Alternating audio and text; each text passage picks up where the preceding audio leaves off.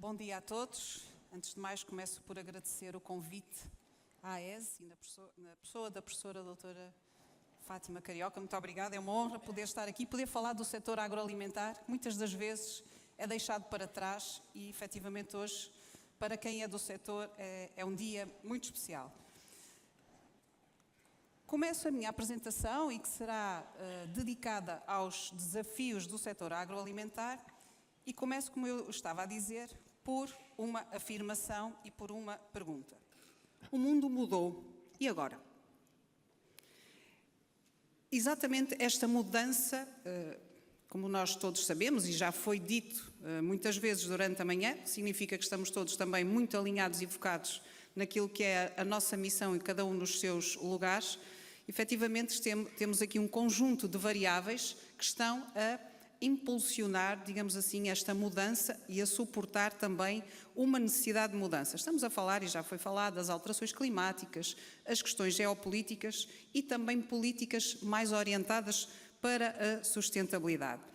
E, portanto, estes três vetores, estas três variáveis, fazem parte de uma equação muito complexa que neste momento o setor agroalimentar tem que responder. E eu estou a ser muito simplista na minha apresentação e, obviamente, vou só poder focar num tema que também já foi aqui falado, mas também do ponto de vista do setor agroalimentar. Estamos a falar, naturalmente, do grande chapéu da sustentabilidade. Em 2015, a ONU lança os 17 ODS, portanto, os Objetivos de Desenvolvimento Sustentável, que no setor agroalimentar vem muito marcar a produção e o consumo sustentáveis através do 12º. Depois, a Comissão Europeia, também em modo alinhado com a ONU, já em 2019, traz o Pacto Ecológico, com várias estratégias subjacentes. Já se falou aqui hoje da estratégia para a biodiversidade, mas existe a estratégia europeia do Prado ao Prato, que marca seriamente e com ambições, aliás, metas muito ambiciosas e ambições até um pouco difíceis e exigentes para cumprir, nomeadamente o uso de fitofármacos e a sua redução em 50%, a redução em 50% também, por exemplo, do uso de antibióticos na produção animal e o aumento de áreas com uma agricultura mais sustentável. Inicialmente a Comissão Europeia falava no aumento da área da produção biológica, hoje já não é bem assim, porque sabe-se também que nem sempre a produção biológica tem práticas sustentáveis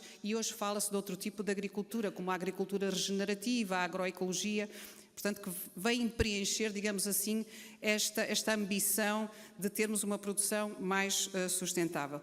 Mas, efetivamente, para além destas ambições e destas metas, há também aqui já falado hoje a importância do reporting. E porquê isto? Porque naturalmente as empresas podem dizer que fazem, mas vão ter que provar com evidências quantificáveis, com indicadores, através dos seus relatórios, que efetivamente as suas operações, por exemplo, no caso do retalho, da SONAI, têm, quer a montante, quer a jusante, também princípios e parcerias com os seus fornecedores e dentro da sua casa, iniciativas que estão alinhadas a estas metas. Porquê? Obviamente também aqui já foi falado que há a necessidade de reportar a investidores, aos clientes, aos fornecedores e, portanto, estamos a falar essencialmente de dados. E estamos a falar de métricas. E estamos a falar de rastreabilidade. Algo que para o setor agroalimentar é também um desafio. Como é que nós ligamos os sistemas, como é que nós reportamos uns aos outros dentro da cadeia de abastecimento esta informação tão pertinente e como, obviamente, ela é fidedigna.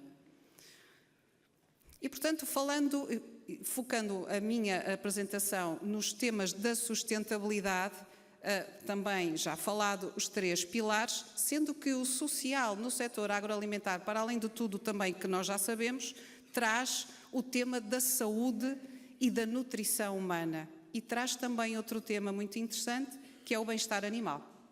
Portanto, o bem-estar animal neste momento é colocado como um pilar social. Depois temos a parte ambiental, a dimensão ambiental e temos a dimensão económica. Mas vejamos aqui na dimensão social e é importante dizer que no âmbito da estratégia europeia do Prado ao Prato, quem está a gerir esta estratégia a nível da Comissão Europeia é a Direção-Geral de Saúde, a DG Santé. Não é a Direção-Geral da Agricultura, não é a Direção-Geral da Inovação ou Investigação, não é o Ambiente, é a Saúde. E isto muda completamente, diria, o algoritmo da abordagem. Quando nós queremos, e quando a Direção-Geral da Saúde quer, quando a Comissão Europeia quer, que os europeus sejam mais saudáveis.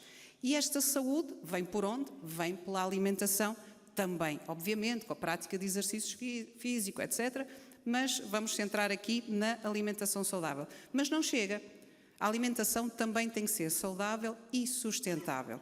E por isso há uma pressão muito grande para influenciar os consumidores e para oferecer produtos mais saudáveis e sustentáveis. Obviamente que esta pressão começa na agricultura, que são a primeira parte, digamos assim, desta cadeia, com os produtores a olharem para esta produção com menos pesticidas, menos fitofármacos, melhores práticas. Depois a indústria também com pressão para reduzir a quantidade de sal, de açúcar, gorduras e, portanto, todos estes, digamos assim, ingredientes ou compostos que têm um impacto ou possam ter um impacto negativo na saúde e, naturalmente, o retalho, que tem que se abastecer de uma maneira mais saudável e sustentável e tem que influenciar os seus consumidores. E essa influência que é exigida neste momento ao retalho europeu para informar os seus consumidores está num grande alvoroço. E porquê? Provavelmente já ouviram falar o debate que recentemente causou uma implementação que entrou e disse adeus do Nutri-Score, portanto que são sistemas de informação nutricional colocados na rotulagem e que vêm com o objetivo de esclarecer o consumidor para opções mais saudáveis na sua escolha, nas suas compras.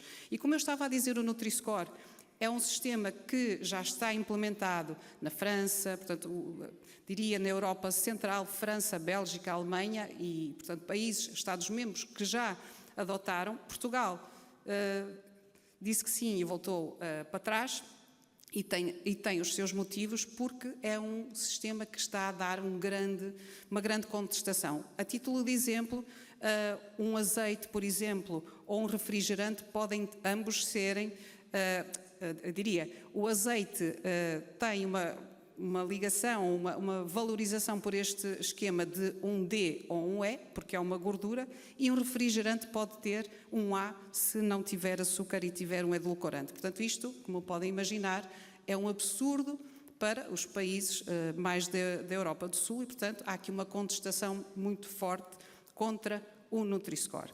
Depois, do lado direito, existe o semáforo nutricional, que é o que o continente utiliza há já 16 anos, e aí sim diria que, obviamente falo puxando a brasa à minha sardinha, é um esquema muito mais transparente porque o consumidor, o cliente consegue ver a quantidade de açúcar, sal e gordura. Se eu sou hipertensa, eu quero perceber quanto é que tem de sal. Se eu tenho problemas com o açúcar, eu preciso saber qual é a quantidade de açúcar, ao contrário do Nutri-Score, que é um algoritmo pouco transparente para o consumidor e pode aqui levar a mau entendimento. Depois temos a Itália, que diz que não quer nada disto e quer impor a sua bateria, como podem ver no esquema, portanto, o azul, que também tem dividido por estes ingredientes, o teor de sal, de açúcar, a gordura, e, portanto, depois coloca na bateria se tem mais ou menos. É semelhante ao semáforo, só que não tem esta parte de cor, das cores. E depois temos aquela fechadura que é usada pelos nórdicos e que só pode ser usado em produtos que efetivamente percorram um algoritmo criado exatamente para aquela população, para aquele modo de vida, digamos assim, para aqueles estilos de vida de consumo também, e só alguns produtos é que têm esta fechadura. dou o exemplo, nós testamos nos produtos da marca Continente, por exemplo, o leite meio gordo não pode ter este keyhole, enquanto o leite magro já poderia ter. Portanto, podem ver aqui como diria que a cultura alimentar também mexe e é impactada por estes sistemas nutricionais. A própria Comissão Europeia era já para ter lançado até dezembro de 2023 uma proposta para uniformizar, estamos no mercado único, as empresas multinacionais e também as de retalho querem algo que tanto possa ser usado na Polónia como na França como em Portugal. Obviamente que há aqui toda esta pressão, como já partilhei convosco, e portanto a Comissão Europeia deixou para este próximo mandato quem vier para tratar deste assunto. E, portanto, ficou tudo em águas de bacalhau e a iniciativa privada, naturalmente, foi ocupando o espaço.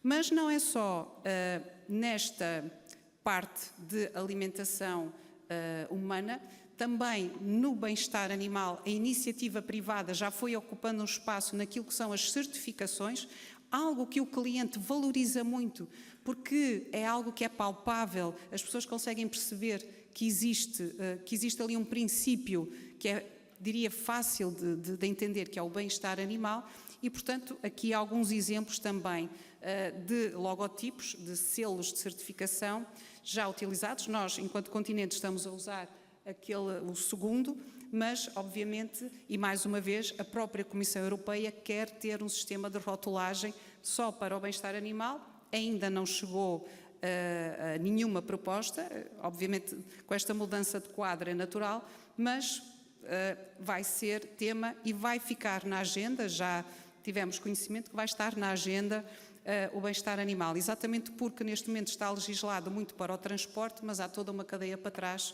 e outras práticas que é preciso acautelar. Diria também que, para além desta parte social, e que poderíamos estar aqui mais algumas horas a falar sobre ela, e no setor agroalimentar, principalmente, só aqui um parênteses a nível da mão de obra, mas não vou focar sobre isso. Falamos também da parte ambiental naquilo que é a medição da pegada carbónica.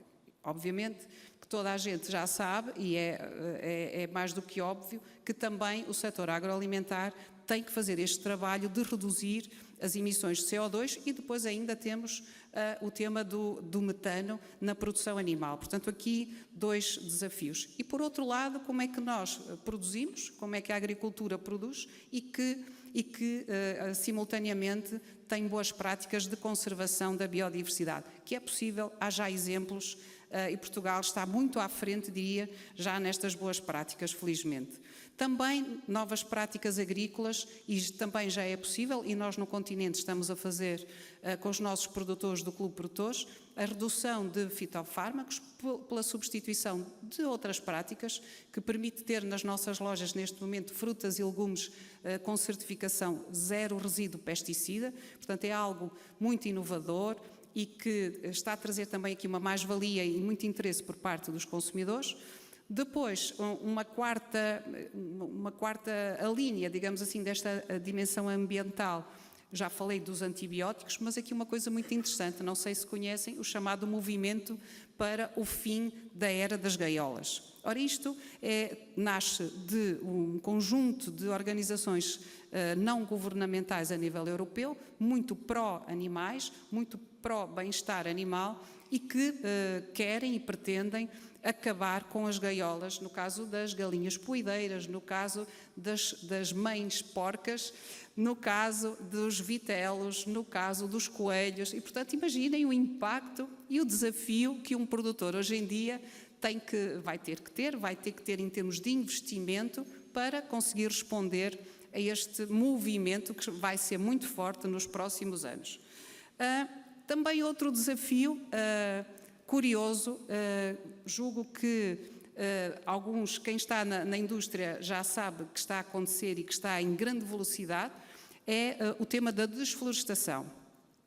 Já aqui foi falado que nós, apesar de vivemos na Europa, infelizmente, precisamos, abastecemos-nos muito fora do nosso mercado europeu e, portanto, em países terceiros, onde nem sempre as práticas agrícolas são as melhores. E um dos temas é, efetivamente, o impacto que produtos ou matérias-primas essenciais, nomeadamente dou o exemplo da soja, da carne de bovino, ou do óleo de palma ou de cacau, que proveniente de países que, para produzir este tipo de ingredientes ou matérias-primas, tiveram que desflorestar.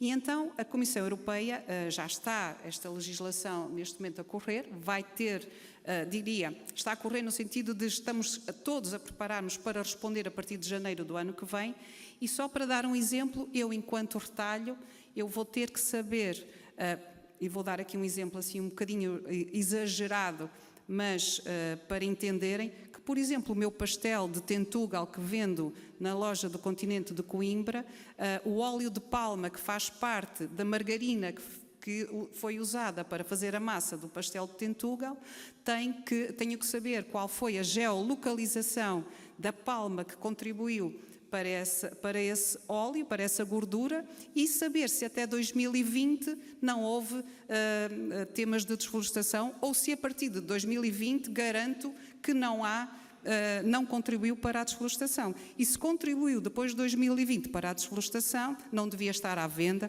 já devia ter sido bloqueado no primeiro porto europeu de importação.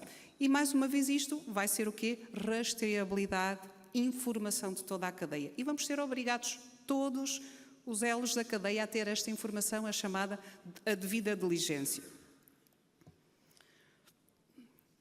E como podem imaginar, a contestação está na rua, não é de agora, tivemos em Portugal, tivemos em França, portanto aqui um conjunto de receios, de desafios, de preocupações que os agricultores em toda a Europa, cada um, muitas das vezes também usando diferentes argumentos, mas há aqui uma preocupação naturalmente genuína, em que o que é que vai ser da agricultura?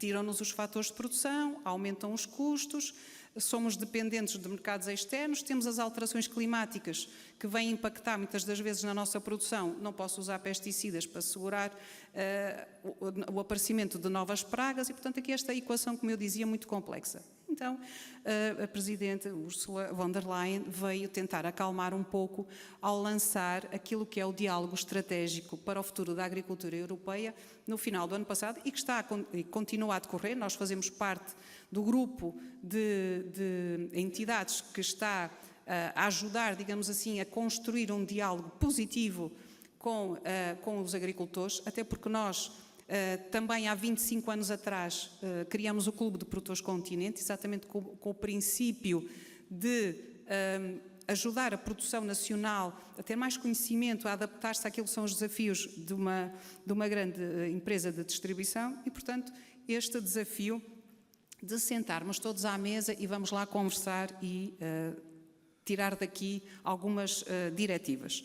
Não esquecendo que temos o desafio também da segurança dos alimentos versus segurança alimentar, ou seja, por questões geopolíticas, já tivemos todos um arrepio quando foi o corte na questão do abastecimento de cereais da Polónia. Felizmente nós temos abastecimento direto do Alentejo em termos de trigo e farinha, portanto estamos tranquilos, mas o facto é que causou arrepio aqui a muita gente e tocaram os sinos e naturalmente porque estamos dependentes uns dos outros e vivemos no mercado global. Mas, exatamente pelas questões de alterações climáticas, estão a aparecer também novas pestes e novas pragas, traduzindo-se naquilo que são os chamados riscos emergentes e que têm que ser acautelados e têm que ser monitorizados e, obviamente, mitigados. Portanto, aqui também os próprios produtores, toda a cadeia, a indústria, nós mesmos fazemos parte também do grupo de riscos emergentes da Autoridade Europeia de Segurança Alimentar, exatamente para estarmos também nesta monitorização. E, portanto, por fim, e não querendo ser dramática, trazendo aqui também uma mensagem positiva, naturalmente não falamos em problemas. Mesmo nós na SONAI nunca usamos esta palavra problema, usamos ou tema ou desafio. E, portanto, deixo aqui também estes temas, estes desafios que nós todos estamos a identificar, mas existem sempre soluções. e nós acreditamos muito que as soluções passam exatamente por este diálogo estratégico, pela parceria que temos com a produção nacional, com o apoio que nós fazemos, com todas as iniciativas que nós temos ao longo do ano, exatamente para estarmos todos a bordo e conseguirmos em conjunto chegar às melhores soluções. Muito obrigada.